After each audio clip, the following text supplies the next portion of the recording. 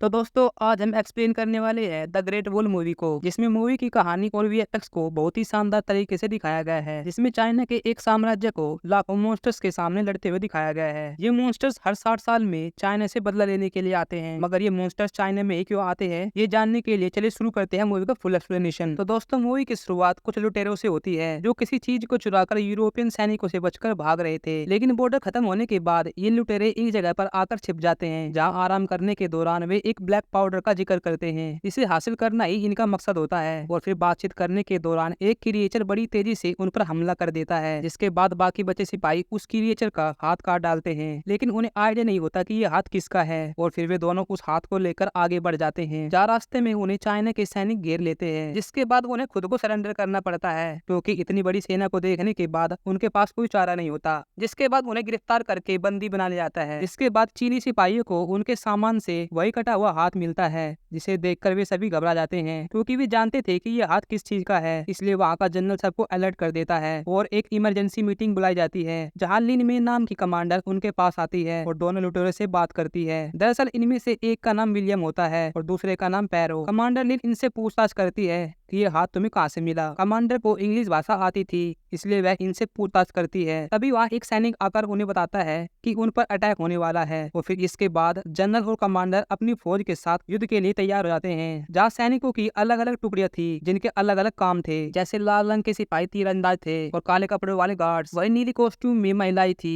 जो भाला फेंकने में एक्सपर्ट थी। इसके बाद पूरी सेना हमले के लिए तैयार हो जाती है और उन दोनों लुटेरों को बंदी बनाकर वहाँ बैठा दिया जाता है। और इसके बाद हम देखते हैं कि मॉन्स्टर्स की बहुत बड़ी सेना चीनी आर्मी की तरफ बढ़ रही है, जिसके बाद उन पर आग के गोलों से हमला किया जाता है, लेकिन इससे उन्हें कुछ नहीं होने वाला था और फिर तीरंदाज तीरों की बारिश करते हैं। इसके बाद लेडी योद्धा उन्हें ऊपर आने से रोकती है और उन पर भालों से हमला करती है। चाइना की पूरी सेना उन पर लगातार हमला करती है और फिर मॉन्स्टर क्वीन अपने सिक्योरिटी गार्ड्स के साथ वहाँ पहुँचती है, जिसके इशारे पर सभी मॉन्स्टर्स हमला करते हैं और फिर जनरल उस मॉन्स्टर क्वीन को मारने का आदेश देता है। इसके बाद उन पर आग के गोलों से हमला किया जाता है, लेकिन क्वीन के बॉडीगार्ड्स उसे बचा लेते हैं। जिसके बाद क्वीन सभी मॉन्स्टर्स को सिग्नल देती है और फिर सभी क्रिएचर दीवार पर चढ़ने लगते हैं और एक क्रिएचर ऊपर पहुंचने में कामयाब हो जाता है और सभी सिपाहियों को एक एक करके खाने लगता है। और फिर एक आदमी जो बहुत देर से दीवार के पीछे छुपा हुआ था वो विलियम और पैरो की मदद करता है। जिसके बाद विलियम सभी सिपाहियों से कहता है कि उनकी आंख को निशाना बनाया जाए और फिर विलियम बड़ी बहादुरी से उन क्रिएचर का सामना करता है और एक भाला उस क्रिएचर के मुंह में फंसा देता है, लेकिन वह क्रिएचर अभी भी जिंदा था, इसलिए विलियम दूसरे भाले से उसकी आंख को फोड़ देता है। अब पैरो एक लाल कपड़ा लेकर उन क्रिएचर का ध्यान भटकाता है और विलियम एक एक करके उन्हें मारने लगता है।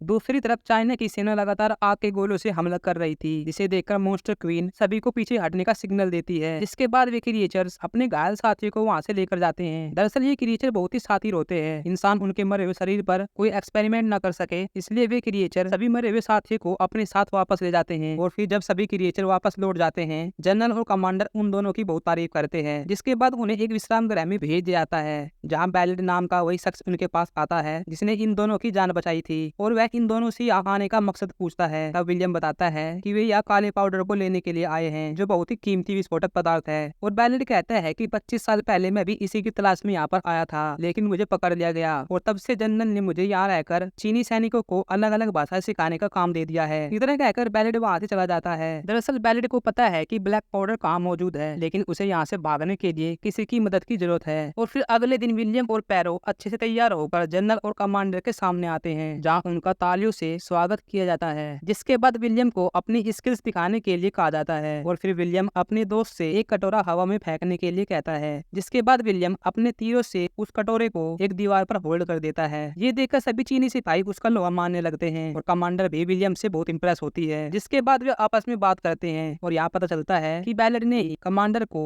हिंदी और लैटिन भाषा सिखाई है। और फिर हमें विलियम के बारे में पता चलता है कि वह एक महान योद्धा है, उसने कई राजाओं के लिए लड़ाइयाँ लड़ी है। और फिर बातचीत के बाद विलियम बैलेट से मिलता है जहाँ वह उन्हें ब्लैक पाउडर की एक झलक दिखाता है और प्लान बनाता है कि जब सेना क्रिएचर का सामना कर रही होगी हम मौके का फायदा उठाकर बहुत सारा ब्लैक पाउडर लेकर यहाँ से निकल जाएंगे। इसके बाद सीनियर कमांडर विलियम और पैरो को उस पत्थर की खासियत बताता है जो उन्हें रास्ते में से मिला था। दरअसल यह पत्थर क्वीन और बाकी क्रिएचर के सिग्नल कम्युनिकेशन को कमजोर कर देता है, जिससे वे हमला करना बंद कर देते हैं। तब विलियम पूछता है कि ये क्रिएचर आखिर कहाँ से आते हैं। तब सीनियर कमांडर बताता है कि 1000 साल पहले उत्तरी चाइना का एक राज्य राजा अपनी देश की प्रजा को बहुत टॉर्चर करता था। इसलिए एक दिन एक उल्का पिंड पर्वत पर आकर गिरता है, जिससे उन क्रिएचर का जन्म हुआ और हर 60 साल में वे यहाँ पर आतंक मचाने आते हैं। और एक बार भी ये क्रिएचर सीमा पार कर गए तो पूरी दुनिया खत्म हो जाएगी। वे रास्ते में आने वाले सभी जीवों को खा जाते हैं और फिर वही खाना लेकर वे अपनी रानी के पास जाते हैं, जिसे खाकर रानी और बच्चों को जन्म देती है, जिससे उनकी तादाद बढ़ती ही जा रही थी। अब दूसरी तरफ हम जनरल और कमांडर को देखते हैं, जो एक सैनिक टुकड़ी के साथ मुआयना करने के लिए बाहर जाते हैं। लेकिन तभी उन्हें किसी क्रिएचर का होने का एहसास होता है और फिर दो क्रिएचर आमने सामने से उन पर हमला कर देते हैं, जिस दौरान जनरल कमांडर को बचाते हुए खुद को सैक्रिफाइस कर देता है। लेकिन इससे कमांडर भी जख्मी हो जाता है और अपनी मौत से पहले वह कमांडर लिन को जनरल का पद सौंप देता है, जिसके बाद जनरल को श्रद्धांजलि दी जाती है और फिर राजा और जनरल मिलकर युद्ध की नई रणनीति बनाते हैं, जिसके अकॉर्डिंग वे एक क्रिएचर को पकड़कर उस पर मैग्नेटिक पत्थर का इस्तेमाल करेंगे। दूसरी तरफ हम पैरो को देखते हैं, जो विलियम को यहाँ से निकलने के लिए कहता है। पैरो कहता है कि कल जब सभी लोग युद्ध में व्यस्त होंगे हम ब्लैक पाउडर लेकर यहाँ से निकल जाएंगे, जिसके लिए विलियम भी मान जाता है। और फिर अगले दिन युद्ध के दौरान विलियम सोचता है कि यहाँ रहकर उसे लड़ना चाहिए या फिर अपने साथियों के साथ निकल जाना चाहिए, लेकिन वह फैसला करता है कि वह एक योद्धा की तरह लड़ेगा। भाग जाने से अच्छा है इज्जत की मौत मरना। और फिर जनरल लिन भालानुमा जंजीर को फेंकने का आदेश देती है, जिसमें क्रिएचर्स को फंसाकर पकड़ा जा सके। लेकिन वह क्रिएचर इतने होशियार होते हैं कि वे एक दूसरे की मदद करके जंजीर को उनके शरीर से अलग कर देते हैं, जिससे जनरल का आइडिया फेल हो जाता है। और फिर विलियम खुद नीचे पहुंचकर किसी एक क्रिएचर को पकड़ने की कोशिश करता है, मगर वहाँ इतना कोहरा होता है कि उसे कुछ ठीक से दिखाई नहीं देता। और फिर एक मॉन्स्टर उस पर हमला करने वाला होता है, तभी उसका साथी उसे बचाने वहाँ पर आ जाता है। साथ ही जनरल लिन ऊपर से ब्लैक पाउडर का इस्तेमाल करती है, जिससे एक क्रिएचर उनके पकड़ में आ जाता है। और फिर वे उस मैग्नेटिक पत्थर का इस्तेमाल करते हैं, जिससे क्रिएचर शांत हो जाता है और स्लीपिंग मोड में चला जाता है, यानी यह पत्थर सच में काम करता था। दूसरी तरफ हम बैरिड और पैरो को देखते हैं, जो ब्लैक पाउडर को लेकर यहाँ से भागने की कोशिश कर रहे हैं। और वही जनरल लिन और कमांडर को पता लगता है कि क्रिएचर्स ने शहर के अंदर घुसने के लिए एक सुरंग बनाई है, जिससे वे पूरे चाइना पर कब्जा कर लेंगे और फिर दुनिया भर में फैल जाएंगे। ये देखने के बाद सभी को सावधान किया जाता है और युद्ध की तैयारी करने के लिए कहा जाता है। दूसरी तरफ बैरिड और पैरो महल के अंदर विस्फोट करके वहाँ से भाग रहे होते हैं, तभी विलियम उन्हें रोकने की पूरी कोशिश करता है, मगर वे एक नहीं सुनते और वहाँ से भाग जाते हैं। और जब इनके भागने की बात जनरल को पता लगती है तो वे विलियम पर शक करके उसे बंदी बना लेते हैं, क्योंकि उन्हें लगता है कि विलियम ने उन्हें भागने में मदद की है। दूसरी तरफ हम देखते हैं कि बैरिड पैरो को धोखा देकर सारा माल खुद ले जाता है। और फिर हम चीन के राजा को देखते हैं, जो उस मैग्नेटिक पत्थर को पिंजरे से अलग कर देता है, जिससे क्रिएचर पर उसका असर खत्म हो जाता है और वह राजा को दूर फेंककर मारता है। जिसके बाद वह क्वीन को अपनी लोकेशन के बारे में सिग्नल भेजता है, जिससे क्वीन अपनी सेना के साथ शहर की तरफ आगे बढ़ने लगती है। और जब विलियम की आंख खुलती है तो वह देखता है कि क्रिएचर्स पूरे शहर में फैल चुके हैं और चारों तरफ तबाही का मंजर होता है। इसी तबाही को रोकने के लिए जनरल अपने सिपाहियों के साथ शहर के बीचों बीच जाती है, जहाँ वह अपने उड़न खटोले से क्रिएचर्स पर हमला करते हैं। और फिर मॉन्स्टर्स जनरल को नीचे गिराकर उसे घेर लेते हैं और उसे मारने ही वाले होते हैं कि तभी वहाँ विलियम उसे बचा लेता है और उन मॉन्स्टर पर ब्लैक पाउडर से बने गोलों से हमला करते हैं, जिससे उड़न खटोले का बैलेंस बिगड़ जाता है। और यहाँ से बचकर वे सभी राजा के पास पहुँचते हैं, जहाँ वे क्वीन को मारने की योजना के बारे में बताते हैं। और फिर वे सभी एक सुरंग के रास्ते से होकर जाते हैं, जिनके साथ वह मॉन्स्टर भी होता है,